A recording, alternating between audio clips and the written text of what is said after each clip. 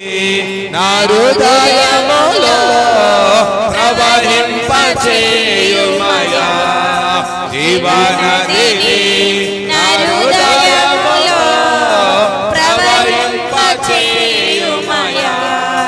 ఏ నా యమకలనియు నాలో జీవింపచేయుమయా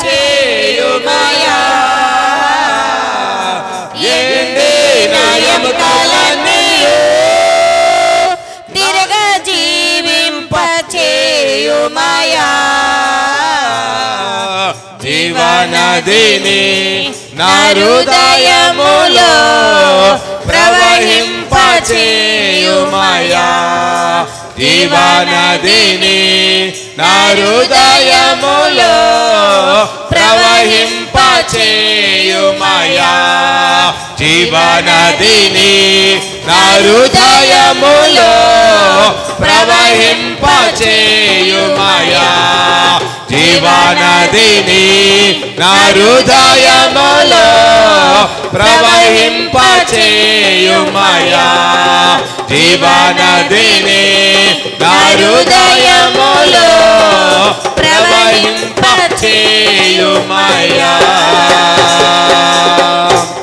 అందరూ దేవుని స్తుతిస్తూ మహిమపరుస్తూ ఉండగా ప్రార్థన మన మధ్యలో ఉన్న కాంతమ్మ గారు మన ప్రార్థన నడిపిస్తారు. అందరూ ప్రార్థిస్తుండగా కాంతమ్మ గారు ప్రార్థన.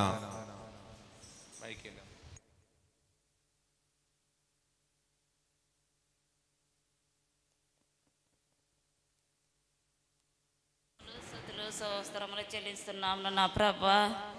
అవునా తండ్రి, గడిచిన దినములు గడిచిన కాలం అంతా మమ్మల్ని కాసి కాపాడి ప్రేమించి ఆదరించి నీ కృపను చూపిన విధానములు బట్టి నీకు వందనాలు స్తుతులు స్తోత్రములు చెల్లించుతున్నాము నా తండ్రి.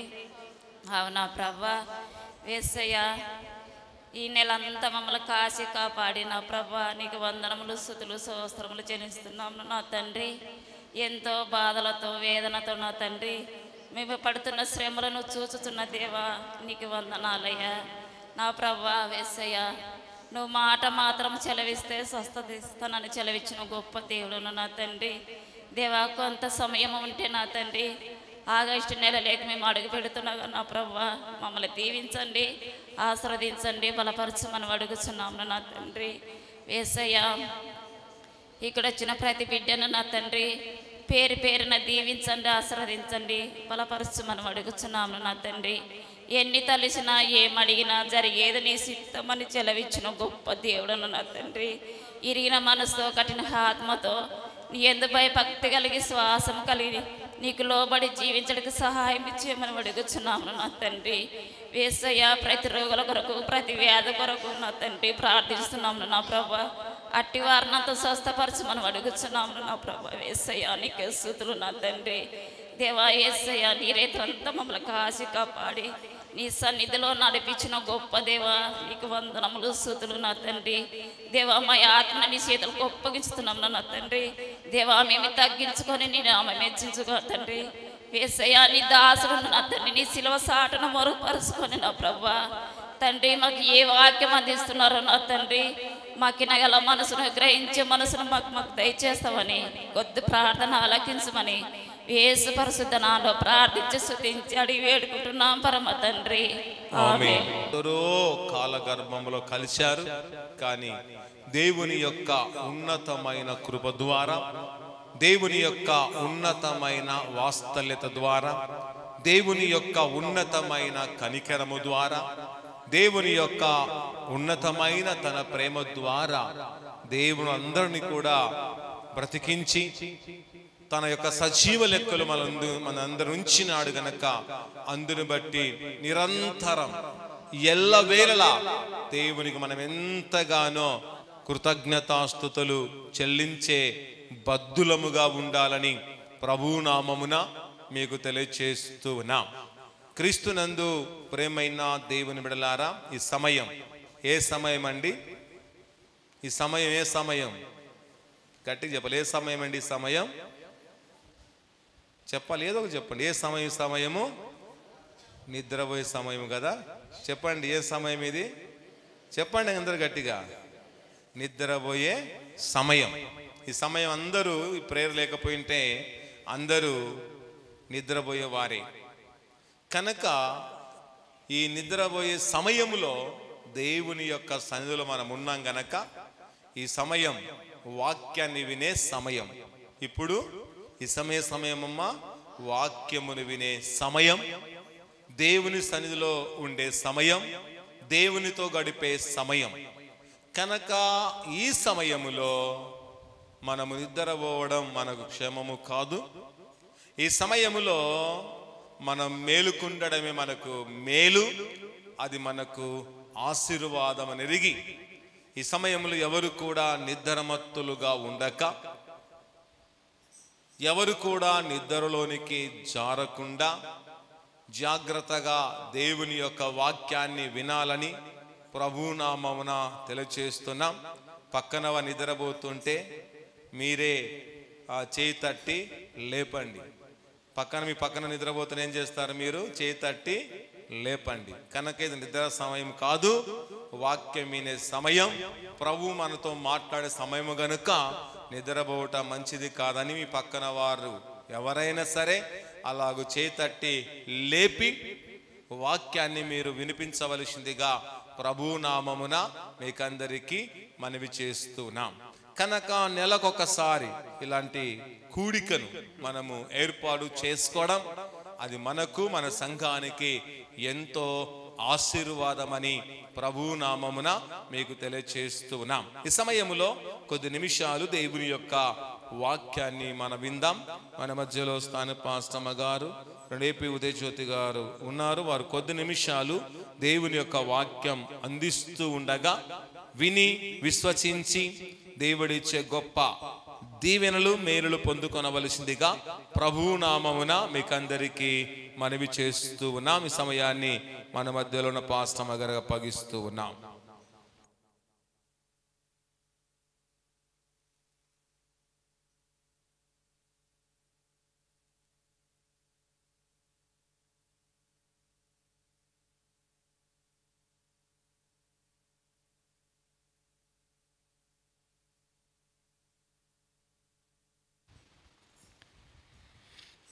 ఈ యొక్క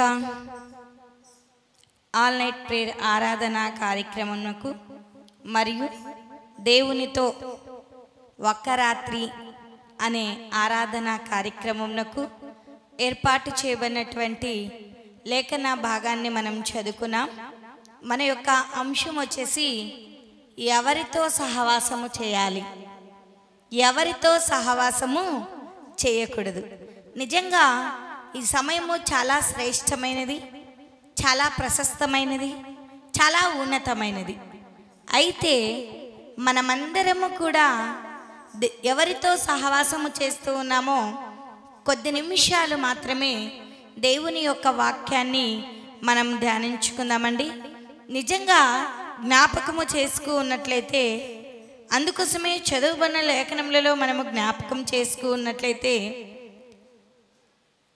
సామెతల గ్రంథము 13వ అధ్యాయము 20వ వచనాన్ని ఒక్కసారి చదువుకుందామండి.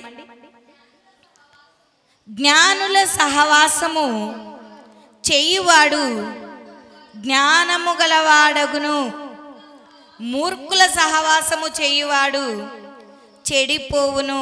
చాలండి. ఈ చదువుబడిన లేఖనములలో మనము జ్ఞాపకం చేసుకున్నట్లయితే మనము ఎవరితో సహవాసం చేయాలి అంటే జ్ఞానులతో సహవాసము చేయువాడు జ్ఞానము గలవాడు అవుతాడు.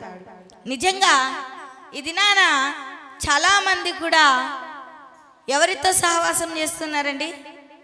ఈ దినాలలో ఎవరితో సహవాసం చేస్తున్నారు? నతానేలన్న గారు, ప్రసంగనతో సహవాసం చేస్తున్నావా? మంచిదే. కానీ ఈ ఆల్ నైట్ ప్రేయర్ ఆరాధన కార్యక్రమంలో దేవునితో ఒక్క రాత్రి అనే కార్యక్రమంలో మనము చేరి ఉన్నాము గనక, చేరి ఉన్న మనము ఎవరితో సహవాసము చేయాలి అంటే దేవునితో మాత్రమే సహవాసం చేయాలంట. జ్ఞానుల సహవాసము చేయువాడు జ్ఞానము గలవాడగును అని లేఖనములలోనే మనం చూస్తున్నాం. మన దేవుడు జ్ఞానవంతుడు, నీతివంతుడు, సత్యవంతుడు, యథార్థవంతుడు, జీవదాత. అవునా? అయితే ఆయనతో సహవాసము చేసిన ప్రతి ఒక్కరము కూడా జ్ఞానవంతులమేనండి. అయితే మన సహవాసం ఎలా ఉండాలి? విసుకక ఎల్లప్పుడూ దేవునితో మొరపెట్టే వారంగా ఉండాలంట. మొరపెడుతూ ఉన్నామా? ఒక్కసారి జ్ఞాపకం చేసుకుందాం. అందుకోసమే మనుషులతో సహవాసం చేసినప్పుడు ఏమొస్తుందండి? అక్కడ లేఖనములలో మనం జ్ఞాపకం చేసుకున్నట్లయితే రెండో లైన్లో మూర్ఖుల సహవాసము చేయువాడు చెడిపోవును అని లేఖనములలోనే మనం చూస్తూ ఉంటున్నాం. మూర్ఖులతో సహవాసము చేసే వారందరూ కూడా ఏమైపోతారంట? చెడిపోతారంట. నా మాటలు కాదండి, జ్ఞాని అయిన సొలొమోను గారు చాలా చక్కగా తెలియచేశాడు. ఈ రాత్రి కాల వేళలో దేవుడు నాతో మనందరితో కూడా మాట్లాడుతున్నాడు. ఓ నా ప్రియ కుమార్తెలారా, ఓ నా ప్రియ కుమారులారా, మీరు జ్ఞానము గల వారితో సహవాసము చేయుడి. జ్ఞానుల సహవాసము గలవాడు జ్ఞానము గలవాడు అగును అని లేఖనములలోనే మనం చూస్తున్నాం. మూర్ఖులతో సహవాసము చేసేవారు చెడిపోవుదురు అని లేఖనములలోనే మనం చూస్తూ ఉన్నాం. అయితే ఈ లోకంలో ఉన్నటువంటి మనుషులందరము కూడా ఎలాంటి వారంటే మూర్ఖులతో సమానమేనండి. ఎలా అంటారా? మనం అనుకుంటాం ఈ లోక జ్ఞానము దేవుని దృష్టికి వెర్రితనం. మూర్ఖులనగా వెర్రివారే అండి. మనం అనుకుంటాం నేను చాలా జ్ఞానవంతునండి, నేను చాలా జ్ఞానవంతురాలండి అనుకుంటాం. కానీ ఈ లోక జ్ఞానం అంతా కూడా దేవుని దృష్టికి వెర్రితనము గనక ఈ లోకంలో ఉన్న మనుషులతో సహవాసము చేయక, ఈ లోకంలో ఉన్న వాటితో సహవాసము చేయక, నీవు నేను దేవునితో సహవాసము చేస్తూ ముందుకు కొనసాగే బిడలంగా. నువ్వు దేవునితో సహవాసము చేసినప్పుడు, జ్ఞానము గల వారితో సహవాసము చేసినప్పుడు, పరిశుద్ధులతో సహవాసము చేసినప్పుడు నా జీవితము కూడా ఆశీర్వాదకరముగా మారుతుందండి. మరి మన జీవితాలు ఎందుకు ఆశీర్వాదకరంగా లేవు అంటే, మనము జ్ఞానముతో, జ్ఞానులతో, దేవునితో, పరిశుద్ధుల సహవాసములో మనము కలిగి జీవించలేకపోతూ ఉన్నాము గనక. అందుకోసమే ఇక నుంచి అయినా, ఈ దినము నుంచి అయినా, ఈ సమయము నుంచి అయినా మనమందరము ఎవరితో సహవాసము చేయాలి అంటే, 1 కొరింథీయులకు రాసిన పత్రిక 7వ అధ్యాయము 24వ వచనాన్ని ఒకసారి జ్ఞాపకం చేసుకుందామండి. 1 కొరింథీయులకు రాసిన పత్రిక 7వ అధ్యాయము 24వ వచనము. సహోదరులారా, ప్రతి మనుష్యుడును ఏ స్థితిలో పిలువబడునో ఆ స్థితిలోనే దేవునితో సహవాసము కలిగి ఉండవలెను. చాలండి, మరొకసారి రెఫరెన్స్ చెప్తాను. 1 కొరింథీయులకు రాసిన పత్రిక 7వ అధ్యాయము 24వ వచనము. అందుకోసమే ఈ చదువుకున్న లేఖనములలో మనం జ్ఞాపకం చేసుకున్నట్లయితే మన అంశం ఏంటండి? ఎవరితో సహవాసం చేయాలి, ఎవరితో సహవాసం చేయకూడదు. అయితే ఈ ఆన్లైన్ ప్రేయర్ ఆరాధన కూడికలో మనము ఎవరితో సహవాసం చేస్తున్నామో కొద్ది నిమిషాలు మనలను మనము ఆత్మ పరిశీలన చేసుకుందామండి. అందుకోసమే సహోదరులారా, ప్రతి మనుషుడును ఏ స్థితిలో పిలువబడునో ఆ స్థితిలోనే దేవునితో సహవాసము కలిగి ఉండవలెను. నువ్వు ఏ స్థితిలో పిలువబడ్డావో, నువ్వు ఎలాంటి స్థితిలో పిలువబడ్డావో ఆ స్థితిలోనే దేవునితో సహవాసం చేయాలంట. మనం అనుకుంటాం, అయ్యో నేనేమీ లేని దాన్ని, నాకు ప్రార్థన రాదే, నాకు పాటలు రావే, నేను దేవునితో సహవాసం ఎట్లా చేయాలి అనుకుంటాం. కానీ నువ్వు ఏ స్థితిలో పిలువబడ్డావో ఆ స్థితిలోనే దేవునితో సహవాసము కలిగి ఉండవలెను అని లేఖనములలోనే మనం చూస్తూ ఉంటున్నాం. సహోదరులారా, ప్రతి మనుషుడు ఏ స్థితిలో, ఉన్నత స్థితిలో ఉన్నా, దీన స్థితిలో ఉన్నా, బీద స్థితిలో ఉన్నా, ఏ స్థితిలో ఉన్నా, ఏ స్థితిలో నువ్వు పిలువబడ్డావో ఆ స్థితిలోనే ఏం చేయాలంట? దేవునితో సహవాసం కలిగి ఉండాలంట. మరి కలిగి ఉన్నామా అండి? అమ్మా నిద్రపోవద్దు, నేను కానీ కొద్దిసేపే చెప్తానులేండి. నాకు కూడా సార్ 20 నిమిషాలే ఇచ్చాడు. కానీ ఎవరితో? దేవునితో సహవాసము కలిగి ఉండాలంట. ఎవరు దేవునితో సహవాసం కలిగి ఉంటారు? జ్ఞానము కలిగినటువంటి వారే, జ్ఞానులతో సహవాసము చేసేవాడే దేవునితో సహవాసం చేస్తారంట. అలాంటి జ్ఞానము గలవాడు ఏ స్థితిలో ఉన్నా, దీన స్థితిలో ఉన్నా, ఉన్నత స్థితిలో ఉన్నా, బీద స్థితిలో ఉన్నా, దేవుడు అతనిని ఏ స్థితిలో పిలువబడ్డాడో ఆ స్థితిలో నుండి దేవునితో సహవాసము చేయడము నేర్చుకుంటాడట. మరి నీవు నేను ఏ స్థితిలో పిలువబడ్డామో ఒక్కసారి జ్ఞాపకం చేసుకుందాం. మనమున్న స్థితిలోనే దేవునితో సహవాసం చేయడం నేర్చుకుందాం. అందుకోసమే భక్తులు చాలా చక్కగా పాట పాడారు. ఏ స్థితిలో ఉన్నా, ఏమి ఉన్నా, ఏమీ లేకున్నా నీతో సహవాసము కలిగి జీవించడం నాకు నేర్పు ప్రభువా అని పాట పాడుతూ ఉంటారు కదా. నిజంగా ఏ స్థితిలో ఉన్నా కూడా కానీ దేవునితో సహవాసం కలిగి జీవించడం, నువ్వు ఉన్నత స్థితిలో ఉన్నా, దీన స్థితిలో ఉన్నా, బీద స్థితిలో ఉన్నా, ఏ స్థితిలో ఉన్నా కూడా దేవునితో సహవాసము కలిగి ఉండడము చాలా ప్రాముఖ్యమండి. ఎందుకు అంటే విశ్వాసానికి కర్త అయినటువంటి దేవుని వైపు చూచుచూ మన యాత్రను కొనసాగించాలి. దేవునితో మొరపెట్టుకుంటూ మన జీవితాన్ని ముందుకు కొనసాగించాలి. ప్రభువా, నా స్థితి ఇదేయా, ఈ స్థితిలో ఉన్నా కూడా నేను నీతో సహవాసం చేయుటకు నాకు నేర్పు ప్రభువా.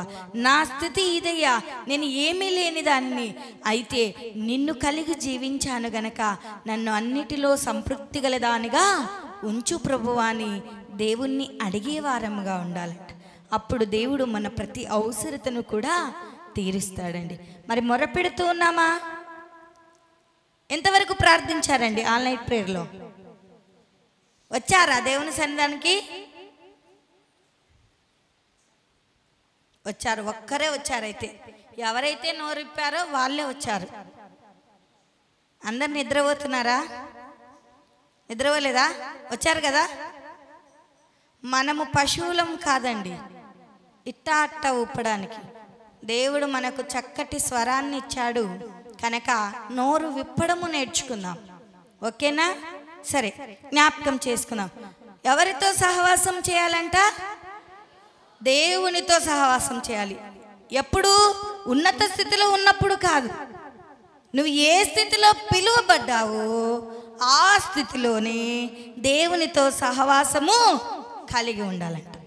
ఏ స్థితిలో ఉన్నా కూడా ఆ స్థితిలో దేవుడు నిన్ను పిలుచుకున్నాడు గనక ఆ స్థితి నుండి నువ్వు దేవునితో సహవాసము కలిగి ఉండాలంట.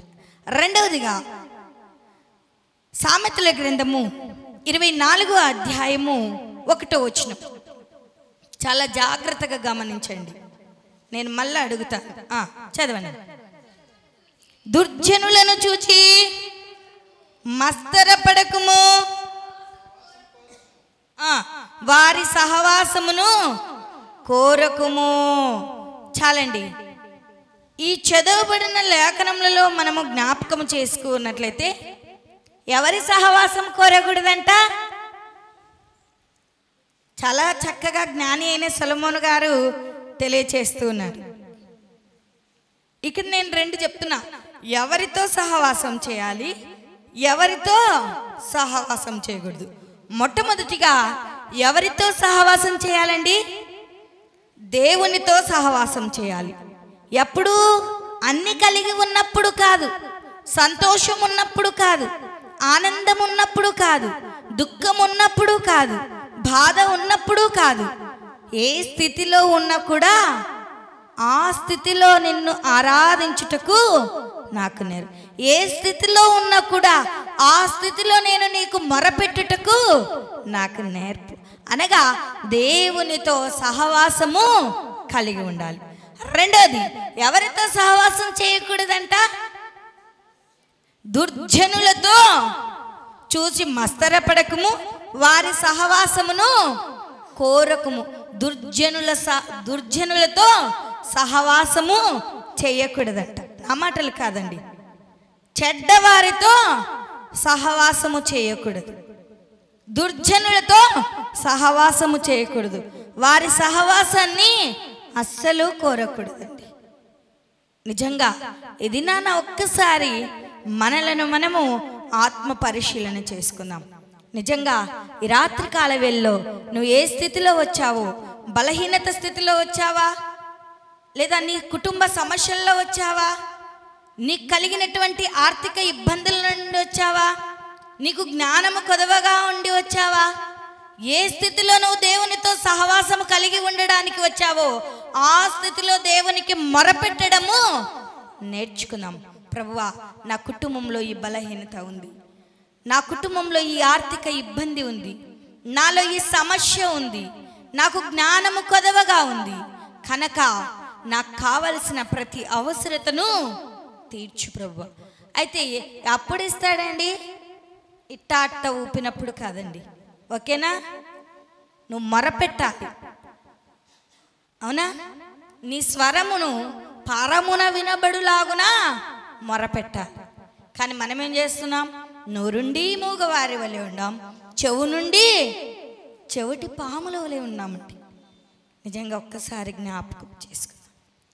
మన స్వరము పరమున వినబడేటట్లు దేవునికి మొరపెట్టాలండి.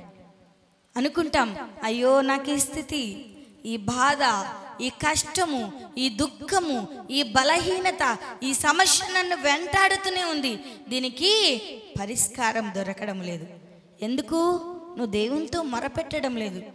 దేవునితో ఒక్క రాత్రి గడుపుతూ ఉన్నావు కానీ నీ స్వరము పరమున వినబడుటలేదండి. నిజంగా నీ కంఠ స్వరము ఎత్తి నువ్వు దేవునికి మొరపెట్టాలండి. కన్నీటి ప్రార్థనా జీవితాన్ని కలిగి జీవించాలండి.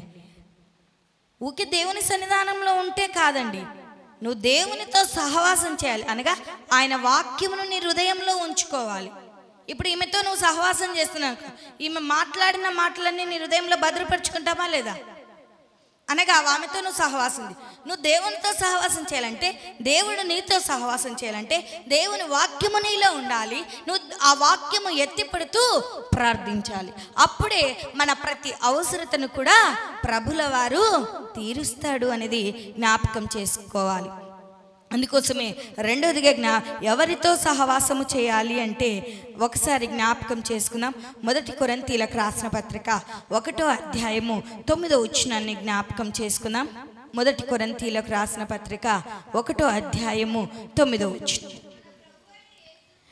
మన ప్రభువైన యేసుక్రీస్తు అను